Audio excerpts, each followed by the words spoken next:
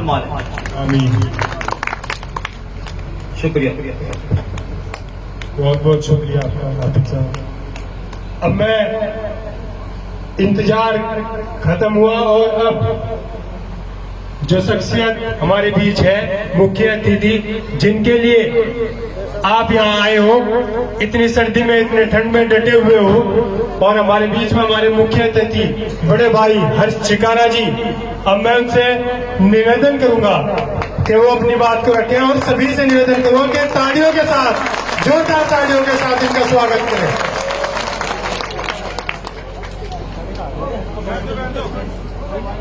सम्मानित बुजुर्गों, नौजवान साथियों, आवाज सुन रही मातर शक्तियां, आप सभी के चरणों में आपके बेटे, आपके बच्चे, आपके भाई हर्ष चिकारा की हाथ जोड़ के राम राम, नमस्कार, सत श्री अकाल, अस्सलाम वालेकुम। मेरी आप सबसे एक विनती है, कोई भी जब तक मैं बोलूं एक तो ताली नहीं बजाएगा, एक मेरी बात को समझने की कोशिश करेगा। पहले तो मैं आप लोगों को बता दूं, हो सकता है मेरे सम्मानित बुजुर्ग मेरे को नहीं जानते हो, आपके बच्चे, आपके बेटे ने समाज सेवा करते हुए, यानी कि जवानी की अवस्था में आए हुए 11वां साल लगा, यानी कि 10 साल से घूमना फिरना शुरू किया। उस 10 साल के अंदर मैंने 200 गरीब बेटियों की शादी करवाई है, 25 उन बहनों के भात भरे हैं जिनका भाई नहीं था, 1300 उन परिवारों को बसाया है जिनके घर में पीने के लिए पानी का मटका तक नहीं था।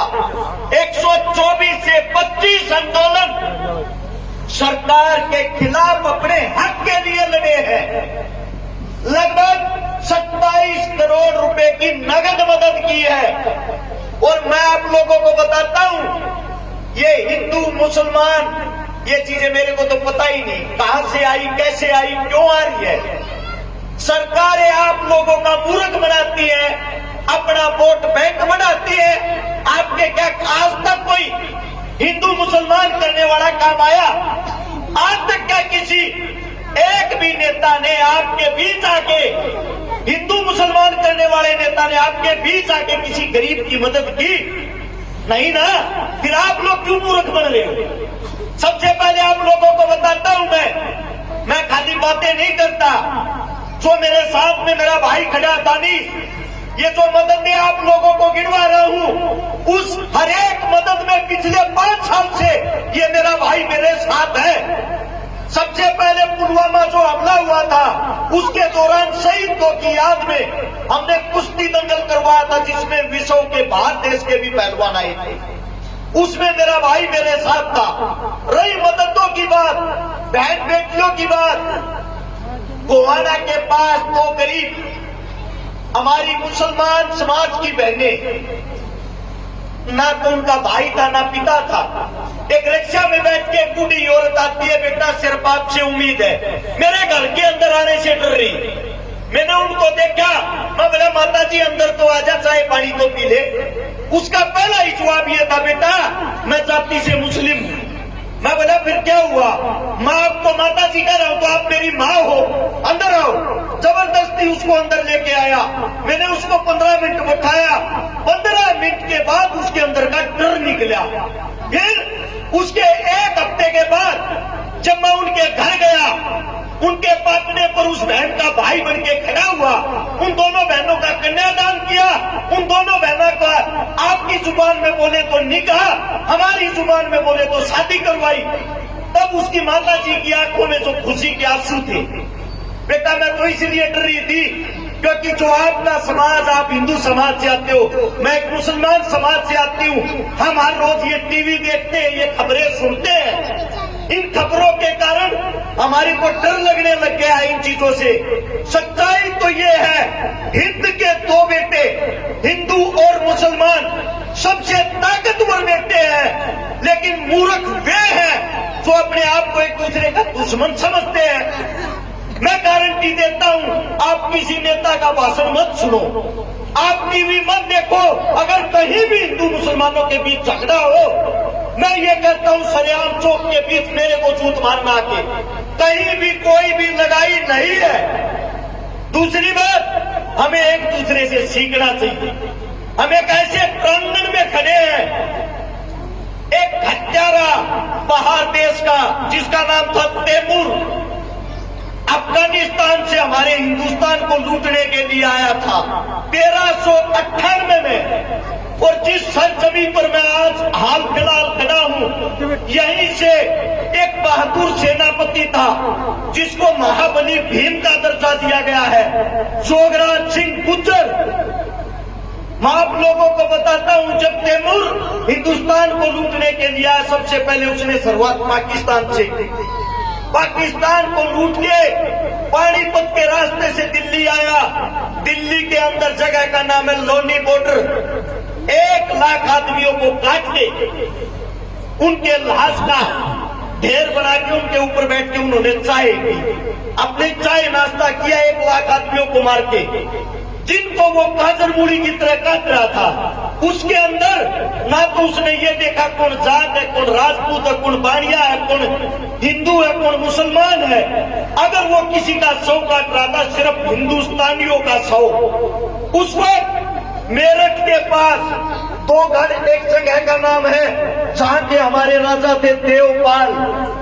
देवपाल ने सेना को बुलाया और सारे गांवों में, खाप पंचायतों में खबर भिजवा दी, पंचायती झंडे के नीचे सब इकट्ठे हो, एक हत्यारा आतंक मचा रहा, हमें कैसे भी उसको रोक के हिंदुस्तान को बचाना है।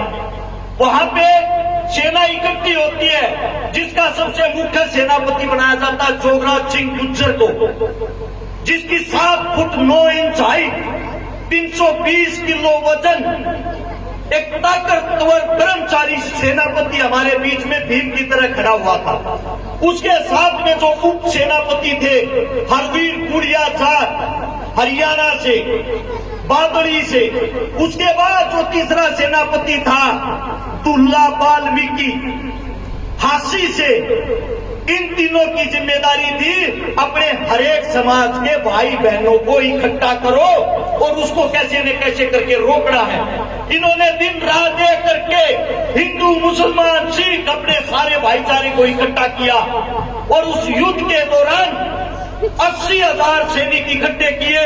वे सैनिक नहीं थे, आपकी खाप पंचायत के आप जैसे बुजुर्ग थे, आप जैसे नौजवान थे, उन सबको इकट्ठा करके और तैमूर के साथ लड़ाई शुरू की, जिसमें 40,000 हमारी माताएं बहनें भी थी। हमारी संख्या 1,20,000, तैमूर की संख्या 2.5 लाख। युद्ध शुरू होता है मेरठ से युद्ध शुरू होते होते हरिद्वार पहुंचता है। भाईचारे की बात सुनना, जब यहाँ पे तैमूर को हरवीर गुड़िया जाट घेर लेता है अपने सैनिकों के साथ और तैमूर की छाती में भाला घोंप देता है। जैसे ही तैमूर की छाती में भाला घोंपा, 60 तलवारबाज हरवीर गुड़िया पे टूट पड़ते हैं। हरवीर गुड़िया के गात की छालनी बना देते, पूरे शरीर को काट देते हैं। और जोगराज सिंह गुज्जर, यादव, ब्राह्मण, पंडित, मुसलमान, सबकी एक आवाज होती है, हमारा भाई मार दिया, अपने भाई का बदला लेंगे, इसको यहीं पे रोकेंगे।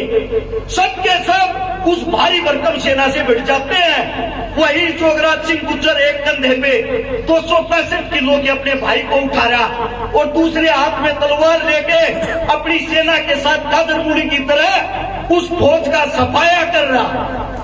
यही ये वही सरजमी, वही जगह है जहां से उस हत्यारे तैमूर को वापिस अपने देश में भगा दिया। ये आप लोगों की एकता थी, ये आप लोगों की ताकत थी। आज आप लोग इतने मूर्ख हो गए हैं, आप लोग सब कुछ भूल गए हैं। मैं आप सबसे पूछना चाहता हूं, किताबें पढ़ो। भगत सिंह का वकील कौन था? मुस्लिम। महाराणा प्रताप राजपूत राजा, उसका सेनापति कौन था? मुस्लिम। आप किताबें तो पढ़ते नहीं, हिंदू मुसलमान में घुसे हुए हो। अरे मूर्खों, आंख खोलो, उसको देखो जो हमारे देश का प्रधानमंत्री बना बैठा है, नरेंद्र मोदी। उसकी जाति क्या है, क्या किसी को पता है? एक बार उसकी जाति सर्च करके देखो गूगल पे अपने फोन में। वो तेली जाति से संबंध रखता है, जो एक हमारे मुस्लिम समाज की जाति है। और आप लोगों को मूर्ख बना रखा है। जो सबसे बड़ा संगठन चलाता है आरएसएस का, उसकी बेटी की शादी किसके साथ हुई है? मुस्लिम के साथ। मैं आप लोगों से यह पूछना चाहता हूं, ये नेता आप लोगों को मूर्ख बना के, लगा बना के अपनी लड़कियों की शादियां क्यों आपस में करवाते हैं? इनके लिए हिंदू मुस्लिम नहीं है क्या? अभी अभी हमारे यहाँ सोनाक्षी सिन्हा, सब जानते होंगे, जिसके घर का नाम है रामायण, उसने शादी की है मुस्लिम समाज के एक बेटे के साथ। क्यों? क्योंकि उसको अपना भविष्य देखना, उसको हिंदू मुसलमान से कोई फर्क नहीं पड़ता। फर्क पड़ता आप लोगों को, आप जैसे गरीबों को। ऐसे ही पिटते रहो, कटते रहो, आप लोग आगे क्यों नहीं बढ़ पाए हो? क्योंकि आप इस जाति के कीड़े से बाहर नहीं निकल पाए हो।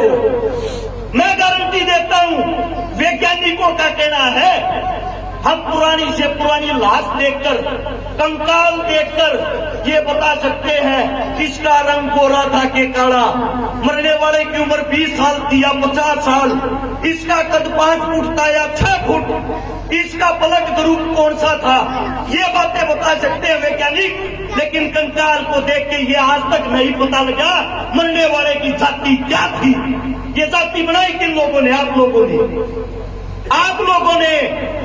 हमारी जो जातियां हैं, हमारा जो धर्म है, ऐसा कौन सा धर्म है मेरे को ये बता दो जो आप लोगों को ये सिखाता है कि अपने धर्म का सम्मान करे, दूसरे के धर्म का अपमान करे? ऐसा कोई धर्म नहीं है। और एक किसी व्यक्ति विशेष के कारण हम पूरे धर्म को बदनाम नहीं कर सकते। आप सबसे मेरी गुजारिश है, आप सबसे मेरी विनती है, अपने गांव के अजमा के देख लो, अपने गांव के अंदर तुम सारे एकता बना लो, सर्व जाति के अंदर एकता बना लो। अगर कोई भी नेता आपके बीच आके जातिवाद की बात करता है, जातिवाद का भाषण देता है, उसको तुरंत पकड़े और गांव से बाहर निकाले। अपनी राजनीति बाहर जाके करना, हमारे बीच नहीं। वो एक गारंटी और देता हूं, अपने गांव में, आपके गांव में जितने गरीब हैं, जितनी गरीब कन्याएं हैं, जितने बेरोजगार हैं, आप सब मिलके अपना बेटा, अपना भाई, अपनी बेटी समझ के उसकी मदद करने की कोशिश करें। मैं वादा करता हूं आपको जिंदगी में कभी किसी नेता के दरवाजे पे नहीं जाना पड़ेगा। आप लोगों के बहुत बढ़िया, तालियां बजाएं, बहुत बढ़िया। अभी ये मैं जो आप लोगों को बता रहा हूं, मैंने जिन 200 बेटियों की शादी कराई, एक की भी जाति धर्म का नहीं पता। ऐसा ही मेरा भाई है तारानगर राजस्थान से, जिसका नाम है निजाम पवार, जाति से मुसलमान, 17-18 हिंदू बहनों के कन्यादान और शादी करवा चुका है। मेरी टीम से मुझे गर्व महसूस होता है।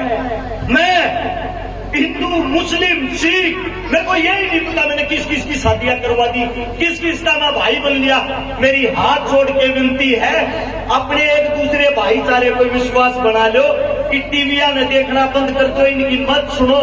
इस गंदी राजनीति, गंदी दलदल से बाहर निकल के जो आपके काम, आपके बालक, आपके बेटे आपसे सीख रहे हैं, उनको अच्छी शिक्षा दो।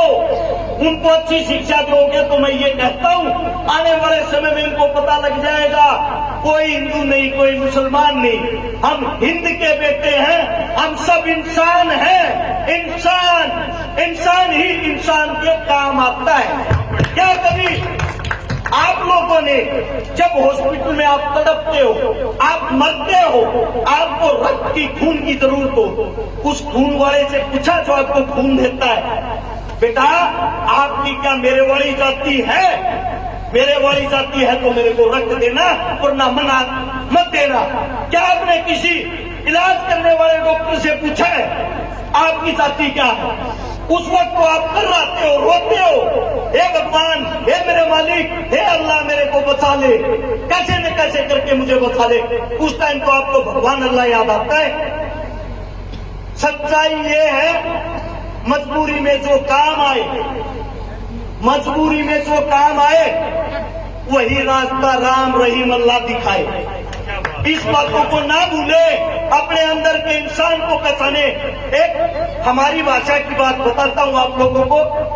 एक औरत लगातार 10 साल से मंदिर जाती थी और मंदिर में जाके एक दिन परेशान होगी, हाथ जोड़ के भगवान को कहती है, मेरे मालिक है, मेरे भगवान, इतना आज तक मेरे को दर्शन नहीं दिए, मैं कैसे मान लूं कि तू है?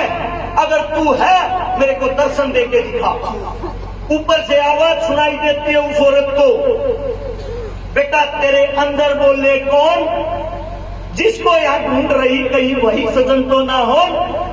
जो आपकी जुबान है, जब आप किसी को दुखी देखते हो, परेशान देखते हो और आपके दिल में पल भर के लिए ये आता है, हे भगवान यो कितना दुखी है, हे अल्लाह यो कितना दुखी है, इसकी मदद कर, वही तो भगवान है। उसको जगाओ, उसको बाहर निकालो। रोड के ऊपर ये मूर्तियां जब टिकी हुई होती हैं, वो मंदिर की हो, मस्जिद की हो, गुरुद्वारे की हो, कीमत कुछ नहीं होती उनकी, कुछ भी कीमत नहीं होती। 10-20 रुपए में आप उसको घर खरीद के लाते हो, उसके सामने सुबह शाम जोत लगाते हो, भजन करते हो। सच्चाई ये है, जब किसी मंदिर मस्जिद के बाहर जो करीब बैठता है, जो करीब आप लोगों का इंतजार करता है, आपका अल्लाह, आपका भगवान उनके अंदर वास करता है। इसीलिए वो इस दर पे आते हैं, वो आपसे मांगते हैं, अंदर कहा जा रहा है, हम तो बाहर बैठे हैं, मदद हमारी कर, मदद हमारी कर। उनकी मदद करनी सीख जाओगे ना जिस दिन, उस दिन अल्लाह, मंदिर, मस्जिद सब आपको दुआएं देंगे। अपने अंदर के इंसान को जगा लो। दूसरी बात, अब मेरे भाई ने शुरुआत करी, मेरे भाई ने बताया है, दानिश भाई ने गांव में एक तो गरीब बेटी बहन की शादी है और सबसे पहले इस गांव के प्रांगण में खड़ा होके उनके कन्यादान की शुरुआत भी मैं करता हूं। 11,000 रुपए सबसे पहले नगद मैं देता हूं उन बहनों के लिए, मेरे भाई दानिश को। मेरे मुख से कोई गलत बात निकल गई हो, आपका बेटा हूं, आपका बच्चा हूं, मुझे हिंदू मुसलमान मत बनाने की कोशिश करना। हाथ जोड़ के यही माफ कर देना, क्योंकि जो भी सीखा है आप लोगों के संघर्ष से सीखा है, अपने बुजुर्गों के संघर्ष से सीखा है। हमने देखा है गांव में सबकी एकता को, सबको राम राम नमस्कार सत श्री अकाल यही चीजें बोलते बुलाते। हमने इस जातिवाद से ना तो जीना सीखा, ना कभी जीने देंगे। जितना जल्दी आप इस जातिवाद धर्मवाद से बाहर निकल जाओगे, मैं ये कहता हूँ आपको आगे बढ़ने से रोकने वाला कोई नहीं होगा। बहुत बढ़िया, आप सबने इतने प्यार से मेरी बातें सुनी, इतना प्यार प्रेम मुझे दिया। इस गांव की पावन धरा को आप सभी के चरणों में दोबारा से हाथ जोड़ के नमन करता हूँ। धन्यवाद आप सबका। जय हिंद। बहुत बहुत धन्यवाद आपका, बहुत बहुत धन्यवाद भाई। जो